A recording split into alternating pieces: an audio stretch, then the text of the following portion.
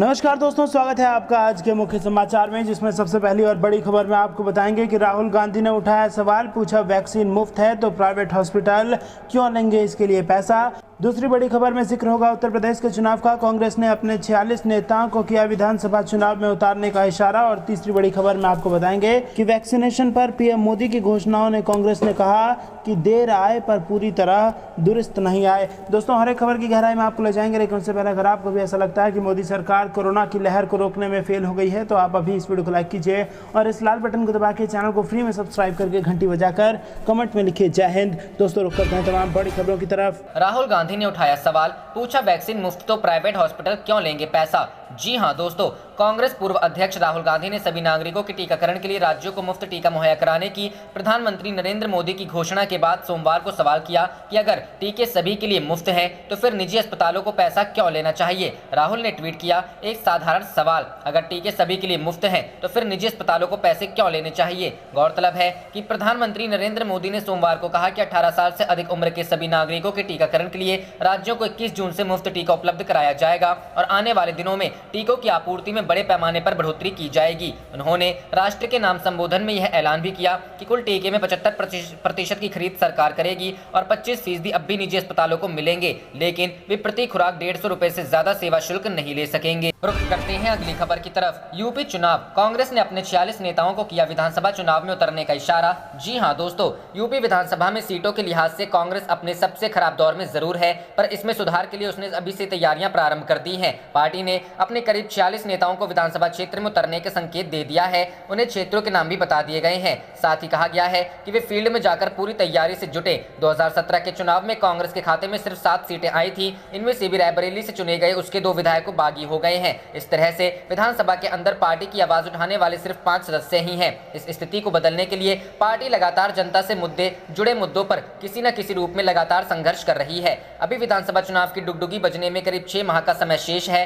लेकिन कांग्रेस ने अपने करीब 40 लोगों को चुनाव मैदान में उतरने के लिए कह दिया है। पार्टी सूत्रों के मुताबिक वाराणसी के पिंडरा विधानसभा क्षेत्र से अजय राय को तैयारी करने के लिए कहा गया है। इसी तरह से इलाहाबाद उत्तरी सीट से अनुग्रह नारायण सिंह को जोर आजमाइश करने के लिए बोला गया है। महाराजगंज की फरेंदा सीट से वीरेंद्र चौधरी और शामली से पंकज मलिक को हरी झंडी दे दी गई है। मुजफ्फरनगर की पुरकाजी सीट से दीपक कुमार को सिग्नल मिला है। रुख करते हैं अगली खबर की तरफ। वैक्सीनेशन पर पीएम मोदी की घोषणा पर कांग्रेस ने कहा, देर आए लेकिन पूरी तरह दुरुस्त नहीं आए। जी हां दोस्तों, कांग्रेस ने सभी नागरिकों के वैक्सीनेशन के लिए राज्यों को मुफ्त टीका मुहैया कराने की प्रधानमंत्री नरेंद्र मोदी की घोषणा पर कहा कि यह देर आए लेकिन पूरी तरह दुरुस्त नहीं आए की तरह है, क्योंकि मुफ्त वैक्सीनेशन की मांग को लेकर सरकार ने आंशिक रूप से स्वीकार किया है। पार्टी के मुख्य प्रवक्ता रणदीप सुरजेवाला ने यह आरोप भी लगाया कि प्रधानमंत्री ने देश में पहले के वैक्सीनेशन के कार्यक्रमों के बारे में टिप्पणी करके अतीत की चुनी हुई सरकारों और वैज्ञानिकों का अपमान किया है। रणदीप सुरजेवाला ने कहा, मनमोहन सिंह, सोनिया गांधी और राहुल गांधी ने पिछले कई महीनों में बार बार यह मांग रखी कि 18 साल से अधिक उम्र के लोगों को मुफ्त टीका लगना चाहिए, लेकिन मोदी सरकार ने इसे इनकार कर दिया।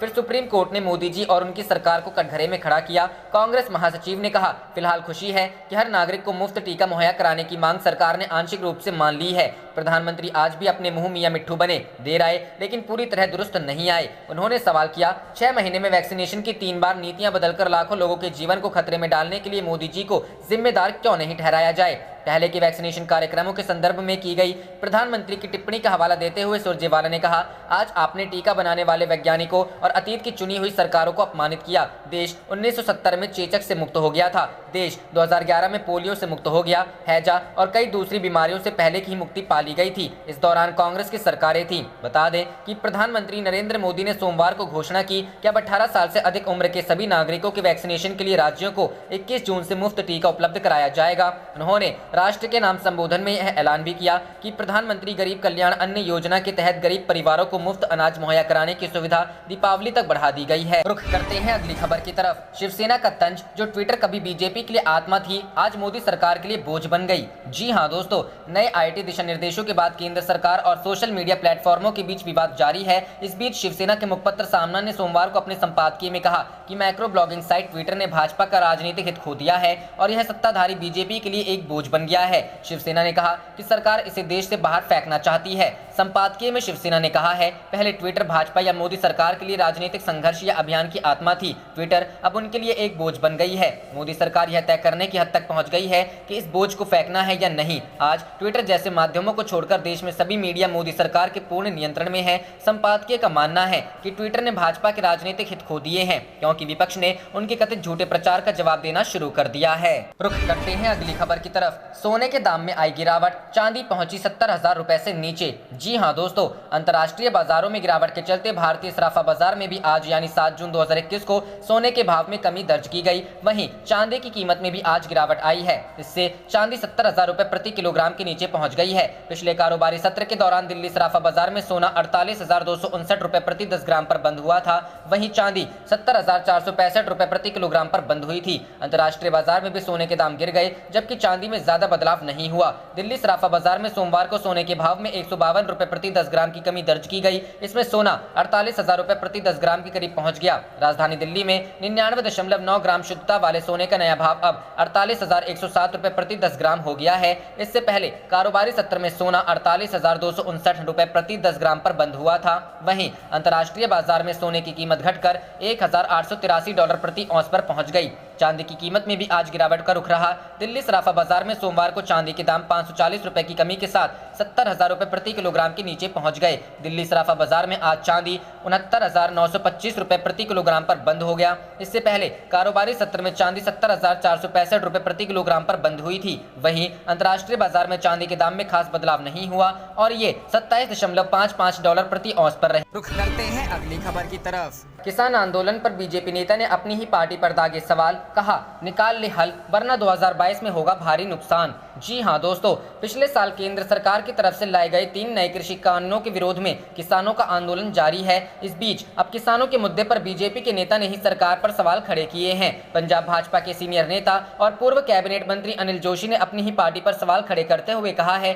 कि अब समय आ गया है कि पार्टी इसका हल निकाल ले, वरना 2022 में भारी नुकसान उठाना पड़ सकता है। मीडिया से बात करते हुए जोशी ने कहा कि अभी भी कुछ भी नहीं बिगड़ा है। अगर भाजपा ने अभी भी इस अवसर का लाभ नहीं उठाया तो पार्टी को 2022 के चुनाव में इसका परिणाम भुगतना पड़ेगा। साथ ही उन्होंने कहा कि पंजाब भाजपा 15 दिनों के भीतर किसानों को लेकर अपने रुख को स्पष्ट करे। बताते चले कि हाल ही में संयुक्त किसान मोर्चा की ओर से अनिल जोशी के मॉल का घेराव किया गया था। गौरतलब है कि किसानों ने शनिवार को पंजाब और हरियाणा में भाजपा नेताओं के आवास के पास और अन्य स्थानों पर केंद्र के 3 कृषि कानूनों की प्रतियां जलाई थी। पिछले साल कृषि कानूनों से जुड़े अध्यादेश लागू होने के दिन को किसान संपूर्ण क्रांति दिवस के तौर पर मनाया था। काला झंडा थामे किसानों ने इन कानूनों को वापस नहीं लिए जाने को लेकर भाजपा नेतृत्व वाली केंद्र सरकार के खिलाफ नारेबाजी की और कहा कि इन कानूनों से कृषक समुदाय बर्बाद हो जाएगा। कानून और व्यवस्था बनाए रखने के लिए प्रदर्शन स्थलों के आसपास पुलिसकर्मियों की तैनाती की गई थी और बैरिकेड लगाए गए थे। विभिन्न किसान संगठन संयुक्त किसान मोर्चा के नेतृत्व में कृषि कानूनों के खिलाफ आंदोलन कर रहे हैं। अमृतसर, जालंधर, मोहाली, अबोहर, होशियारपुर, बरनाला, नवाशहर, पटियाला, चंडीगढ़, सिरसा, जिंद, करनाल, पानीपत और अंबाला में भी किसानों ने प्रदर्शन किया। बताते चले कि 3 नए कृषि कानूनों के खिलाफ किसानों का आंदोलन लगातार जारी है। पिछले कई महीनों से किसान दिल्ली बॉर्डर पर बैठे हुए हैं। सरकार के साथ 11 दौर की वार्ता के बाद भी दोनों पक्ष के बीच कोई फैसला नहीं हो पाया, जिसके बाद से सरकार और किसानों के बीच डेडलॉक जारी है। दोनों ही पक्षों के बीच अंतिम बार वार्ता 22 जनवरी को हुई। रुख करते हैं अगली खबर की तरफ। विवादित कृषि कानूनों को लेकर देश भर में भाजपा सांसदों के खिलाफ प्रदर्शन करेंगे किसान। जी हां दोस्तों, भारतीय किसान यूनियन के एक पदाधिकारी ने शुक्रवार को कहा कि विवादास्पद कृषि कानूनों का विरोध कर रहे किसान शनिवार को देश भर में भाजपा सांसदों के आवास के बाहर प्रदर्शन करेंगे। अधिकारी ने बताया कि केंद्र द्वारा अध्यादेशों के रूप में इन कानूनों को लागू करने के 1 साल पूरे होने पर भारतीय जनता पार्टी के सांसदों और विधायकों के आवास के बाहर प्रदर्शन किए जाएंगे। बीकेयू की मीडिया प्रभारी धर्मेंद्र मलिक ने कहा, प्रदर्शनकारी केंद्र के खिलाफ सांकेतिक प्रदर्शन के तौर पर देश भर में भाजपा सांसदों और विधायकों के आवास के बाहर कानूनों की प्रतियां जलाएंगे। उन्होंने कहा, जिन जिलों में भाजपा का कोई सांसद या विधायक नहीं है वहां जिला मजिस्ट्रेट कार्यालय के बाहर प्रदर्शन किया जाएगा। दिल्ली की सीमाओं पर नवंबर 2022 से डेरा डाले हुए किसान संघों और यूनियनों के नेताओं की हाल ही की बैठक में 5 जून को प्रदर्शन करने का फैसला लिया गया। उधर देश में कोरोना वायरस संक्रमण के एक दिन में 1,32,364 नए मामले सामने आने के बाद इस बीमारी के कुल मामले बढ़कर 2,85,74,350 हो गए हैं, जबकि संक्रमण से स्वस्थ होने की दर 93% से ऊपर हो गई। केंद्रीय स्वास्थ्य मंत्रालय के शुक्रवार सुबह 8 बजे तक के डेटा के मुताबिक पिछले 24 घंटों में 2,713 मरीजों की मौत के बाद मृतक संख्या 3,04,702 हो गई है, जबकि इलाज करा रहे लोगों की संख्या लगातार चौथे दिन 20 लाख से कम दर्ज की। रुख करते हैं अगली खबर की तरफ। साध्वी प्राची के मस्जिद में हवन के ऐलान से मचा हड़कंप, गांव में पुलिस फोर्स तैनात। जी हां दोस्तों, उत्तर प्रदेश के अलीगढ़ के टप्पल थाना क्षेत्र के नूरपुर गांव में हिंदू परिवारों के पलायन की खबर का मामला तूल पकड़ता जा रहा है। इस बीच विश्व हिंदू परिषद की नेत्री साध्वी प्राची ने गांव की मस्जिद में हवन करने का ऐलान करके प्रशासन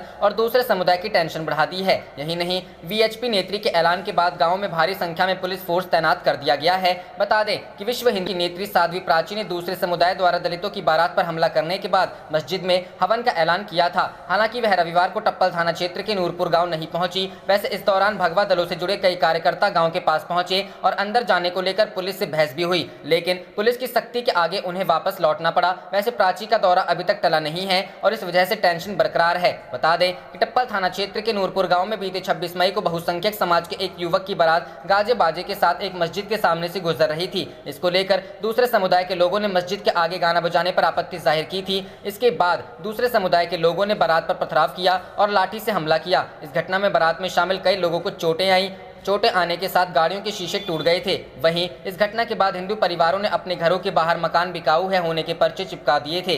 वीडियो वायरल होने के बाद अलीगढ़ से बीजेपी के सांसद सतीश गौतम और विधायक अनूप प्रधान ने गांव का दौरा किया और पीड़ित पक्ष को भरोसा दिया कि किसी को भी अपनी सुरक्षा की चिंता करने की जरूरत नहीं है। सतीश गौतम ने कहा, मुख्यमंत्री योगी आदित्यनाथ के शासनकाल में किसी भी व्यक्ति के पलायन का कोई सवाल नहीं उठता। इस मामले में दोषी लोगों को ऐसी सजा दी जाएगी जो मिसाल बनेगी। रुख करते हैं अगली खबर की तरफ। प्रियंका गांधी ने मोदी सरकार पर हमला किया, कहा गांव में मर रहे हैं लोग, महामारी से निपटने की लचर व्यवस्था। जी हां दोस्तों, कोरोना की दूसरी लहर को लेकर कांग्रेस महासचिव प्रियंका गांधी ने मोदी सरकार पर अपना हमला जारी रखते हुए आज सीधा आरोप लगाया कि सितंबर 2020 से लेकर जनवरी 2021 तक मोदी सरकार ने कोरोना महामारी से निपटने के लिए संसाधन जुटाने की जगह उनमें भारी कमी कर दी। प्रियंका ने आंकड़े देते हुए कहा कि देश भर में ऑक्सीजन बेड की संख्या 36% कम हुई, आईसीयू बेड की संख्या 46% और वेंटिलेटर बेड की संख्या 28% कम हो गई। प्रियंका ने हैरानी जताते हुए कहा कि यह कमी उस समय की गई जब देश का प्रत्येक विशेषज्ञ, संसद की स्वास्थ्य संबंधी स्थायी समिति और सरकार के एक अपने स्रोतों ने सरकार को चेताया था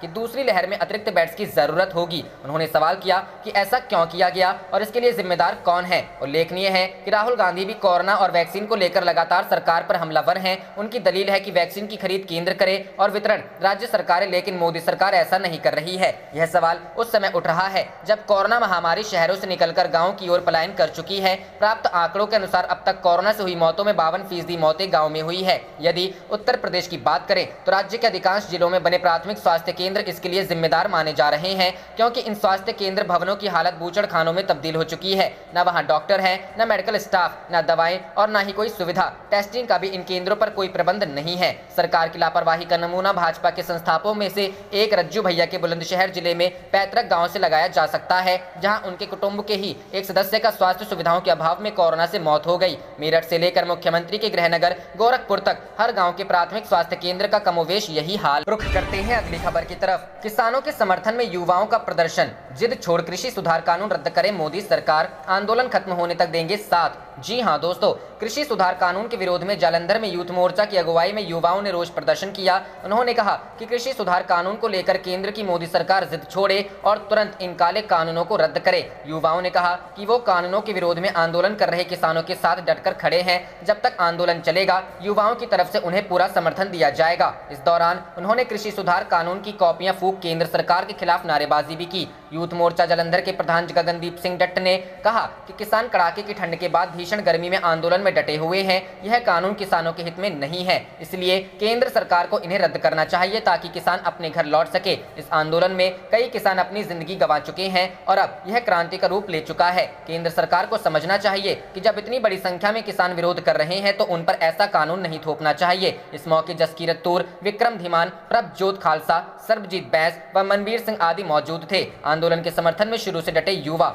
यूथ मोर्चा जालंधर से जुड़े युवा दिल्ली के सिंघू व टिकरी बॉर्डर पर चल रहे किसान आंदोलन के समर्थन में शुरू से डटे हुए हैं। आंदोलन के समर्थन में ट्रैक्टर मार्च से लेकर वह हस्ताक्षर अभियान भी चला चुके हैं। इसके अलावा हर रोज शाम के वक्त शहर के पौष इलाकों में खड़े होकर लोगों को आंदोलन के समर्थन में लामबंद करते रहे। रुख करते हैं अगली खबर की तरफ। बंगाल में खेला होबे की सफलता के बाद अब यूपी में खदेड़ा होबे, बोले सपा नेता। सीएम योगी वापस मत जाने की तैयारी करें। जी हां दोस्तों, पिछले कुछ हफ्तों में उत्तर प्रदेश की राजनीति में काफी उठापटक देखने को मिला है। राष्ट्रीय स्वयंसेवक संघ और बीजेपी के केंद्रीय मंत्रियों की बैठकों का दौर चला, जिसके बाद सरकार और संगठन में बदलाव की संभावनाओं की खूब चर्चा हुई। नेतृत्व परिवर्तन तक की बात होने लगी थी, जिसे लेकर योगी आदित्यनाथ और पार्टी के केंद्रीय नेतृत्व के बीच अनबन की खबरें भी सामने आई। इन्हीं घटनाक्रमों पर समाजवादी पार्टी के नेता आईपी सिंह ने अपनी टिप्पणी की है। आईपी सिंह ने कहा है कि अब योगी आदित्यनाथ के मठ जाने का समय आ गया है। आईपी सिंह ने अपने ट्विटर अकाउंट से कई ट्वीट्स किए, जिनमें उन्होंने सीएम योगी को निशाने पर लिया है। अपने एक ट्वीट ने सपा नेता ने लिखा, बंगाल में खेला होबे की अपार सफलता के बाद अब उत्तर प्रदेश में जोरदार खदेड़ा होबे।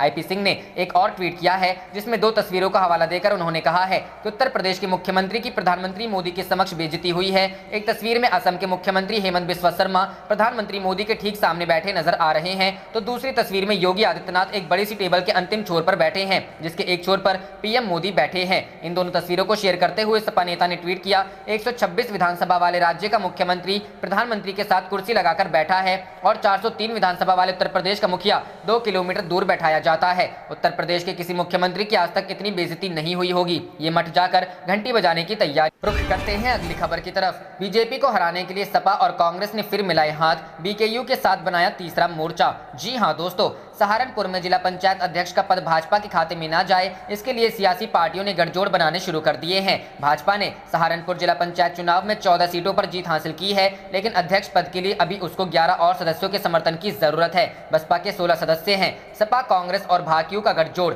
ऐसे में सपा, कांग्रेस और भारतीय किसान यूनियन ने तीसरा मोर्चा बनाकर भाजपा व बसपा को रोकने का प्लान बनाया है। सपा, कांग्रेस, भाजपा ने जिला पंचायत अध्यक्ष पद पर दावा ठोकते हुए कहा है कि उनके पास पर्याप्त संख्या है। कांग्रेस के राष्ट्रीय सचिव इमरान मसूद ने कहा कि हमने बीजेपी जैसी सांप्रदायिक ताकतों को रोकने के लिए तीसरा मोर्चा बनाया है। सपा जिलाध्यक्ष चौधरी रुद्रसेन का कहना है कि कई सदस्य हमारे संपर्क में हैं, हम जीत का आंकड़ा हासिल कर लेंगे। भारतीय किसान यूनियन के प्रदेश उपाध्यक्ष चौधरी विनय कुमार का कहना है कि जनहित और आपसी सौहार्द के लिए तीसरा मोर्चा बनाया गया है। बीजेपी के हैं 14, बसपा के हैं 16 सदस्य। इस बार चुनाव में बीजेपी के 14 सदस्य जीते हैं। पिछले बार के चुनावों की तुलना में यह पार्टी की बड़ी सफलता है। पिछले चुनाव की तुलना में इस बार बहुजन समाज पार्टी के 5 सदस्य कम जीते हैं। बसपा के 16 जिला पंचायत सदस्य हैं। अपना अध्यक्ष बनवाने के लिए बसपा को 9 सदस्यों की जरूरत है। यह है विपक्षी दलों के सदस्यों की स्थिति। कांग्रेस के पास 8 सदस्य हैं। समाजवादी पार्टी के 5 सदस्य चुने गए हैं। चंद्रशेखर की आजाद समाज पार्टी की 2 महिला सदस्य चुनी गई हैं। जिला पंचायत के लिए चुने गए 49 सदस्यों में 19 महिलाएं, 15 मुस्लिम और 13 दलित हैं। 3 निर्दलीय चुने गए। रुख करते हैं अगली खबर की तरफ। नरेंद्र मोदी से बेहतर नेता है नीतीश। जेडीयू के पूर्व विधायक बोले, मोदी से देश नहीं संभल रहा, नीतीश को पीएम बनाना होगा। जी हां दोस्तों, बिहार में जेडीयू और बीजेपी के बीच छिड़े घमासान के बीच जेडीयू के पूर्व विधायक ने बड़ा बयान दिया है। जेडीयू नेता और पूर्व विधायक महेश्वर प्रसाद यादव ने कहा है कि नरेंद्र मोदी से देश नहीं संभल रहा है, देश में अराजक स्थिति हो गई है, इसलिए अब नीतीश कुमार को प्रधानमंत्री बनाना चाहिए। उन्होंने नीतीश कुमार को पत्र लिखकर कहा है कि वे प्रधानमंत्री पद के लिए दावेदारी करें। मोदी से बेहतर है नीतीश। मुजफ्फरपुर जिले के गायघाट विधानसभा क्षेत्र से कई दफे विधायक रह चुके महेश्वर प्रसाद यादव ने आज प्रेस कॉन्फ्रेंस बुलाई। मीडिया से बात करते हुए उन्होंने कहा कि देश में अभी अराजकता की स्थिति है, कोलाहल मचा हुआ है, इसलिए वे नीतीश कुमार से आग्रह कर रहे हैं कि वे देश का नेतृत्व संभालने के लिए आगे बढ़ें। नीतीश प्रधानमंत्री बने। देश की जनता नीतीश कुमार के नेतृत्व में परिवर्तन करने को तैयार है। 2024 का जो चुनाव होगा उसमें नीतीश कुमार प्रधानमंत्री पद की दावेदारी करें। पूरे देश के लोग उनका समर्थन करेंगे। महेश्वर यादव ने कहा कि लोग देख रहे हैं कि देश की हालत अभी क्या हो गई है। चारों ओर से विरोध का स्वर उठ रहे हैं। ऐसे में देश की जनता चाहती है कि गांधी और जयप्रकाश की तरह का कोई एक नेता आगे आए। वैसे नेता नीतीश कुमार ही हैं। वे ही देश का सही नेतृत्व कर सकते हैं, इसलिए उन्हें प्रधानमंत्री पद का दावेदार बनकर सामने आना चाहिए। रुख करते हैं अगली खबर की तरफ। दिल्ली में 1 हफ्ते के लिए बढ़ सकता है लॉकडाउन, कोरोना के मामलों पर नहीं लग रही लगाम। जी हां दोस्तों, राजधानी दिल्ली में कोरोना के चलते हालात में सुधार नहीं होने के चलते राज्य सरकार सूबे में लगे लॉकडाउन को और 1 हफ्ते के लिए बढ़ा सकती है। सूत्रों की माने तो दिल्ली की केजरीवाल सरकार लॉकडाउन बढ़ाने पर विचार कर रही है। आज यानी रविवार को इस पर फैसला लिया जा सकता है। बता दें कि दिल्ली में पॉजिटिविटी रेट 32% से ऊपर चल रहा है। ऑक्सीजन का संकट बना हुआ है, बेड्स की भी किल्लत है, जिसके चलते फिलहाल सरकार को लॉकडाउन बढ़ाने के अलावा और कोई रास्ता नहीं दिख रहा है। इससे पहले 19 अप्रैल की रात 10 बजे से दिल्ली में लॉकडाउन शुरू हुआ था। 26 अप्रैल की सुबह 5 बजे तक मौजूदा लॉकडाउन की अवधि है। रविवार को दिल्ली सरकार इस पर अंतिम फैसला लेगी। दिल्ली में बीते शनिवार को 24 घंटे में कोरोना के 24,103 नए मामले सामने आए। चिंता की बात यह रही, बीते 24 घंटे में दिल्ली में रिकॉर्ड 357 मौतें हुई। ये अब तक का सबसे बड़ा आंकड़ा है। इतना ही नहीं, दिल्ली में पॉजिटिविटी रेट भी बढ़कर 32.27% हो गया। फिलहाल राजधानी में 93,000 6080 मरीजों का इलाज चल रहा है। इससे पहले शुक्रवार को दिल्ली में 348 मरीजों की मौत हुई थी। कम नहीं हो रहे मामले। 6 दिन के लॉकडाउन के फैसले के समय दिल्ली सरकार का कहना था कि इससे संक्रमण के मामलों में कमी आएगी और स्वास्थ्य संसाधनों को तैयार करने का मौका मिलेगा। लेकिन 6 दिन के लॉकडाउन के बाद भी राजधानी में कोरोना के मामले कम होते नजर नहीं आ रहे हैं। सीएम केजरीवाल ने लिखा था मुख्यमंत्रियों को पत्र। मुख्यमंत्री अरविंद केजरीवाल ने बीते शनिवार को देश के सभी राज्य के मुख्यमंत्री को पत्र लिखकर उनसे ऑक्सीजन उपलब्ध कराने के लिए अनुरोध किया था। मुख्यमंत्री ने पत्र लिखकर सभी से अपील की है कि अगर उनके पास अतिरिक्त ऑक्सीजन है तो दिल्ली को उपलब्ध। आप देख रहे थे आपका अपना चैनल जय हिंद जय भारत।